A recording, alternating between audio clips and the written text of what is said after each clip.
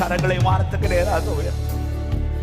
எனக்கு பதில் வருகிற ஒரே திசை தான் உண்டு. எனக்கா எல்லாம் செய்து முடிக்கிற ஒரே திசை தான் உண்டு. எந்த பக்கம் அடைபட்டிருந்தாலும் இந்த பக்கம் எனக்காய் அடைபடாது. அது இன்று எனக்காக தான் திறந்திருக்கிறது. ஹல்லேலூயா.